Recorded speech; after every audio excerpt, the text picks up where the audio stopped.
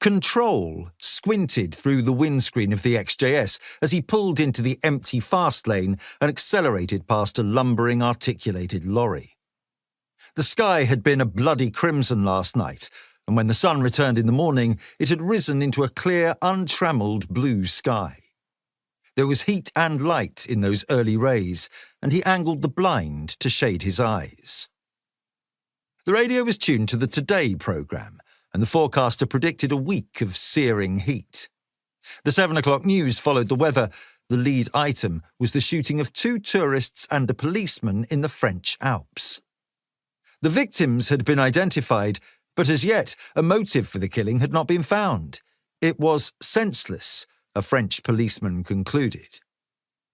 That, Control thought, was not true.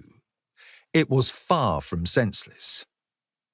The operation had been the result of long and meticulous planning, 6 months spent cultivating the targets and gaining their trust, and then weeks setting up the meeting.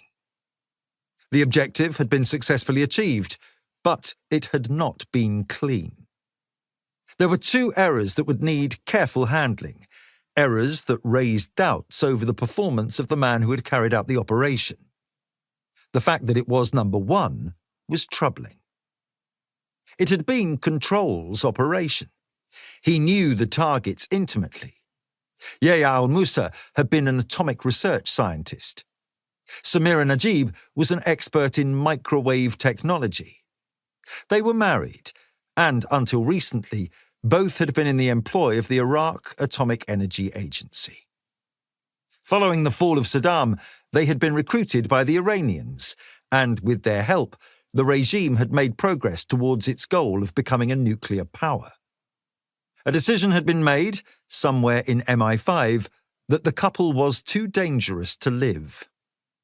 That decision had been rubber-stamped in another anonymous grey office in Whitehall, and their files had been marked with red and passed to Group 15 to be actioned. It was important, and because of that, Control had selected number 1 for the assignment.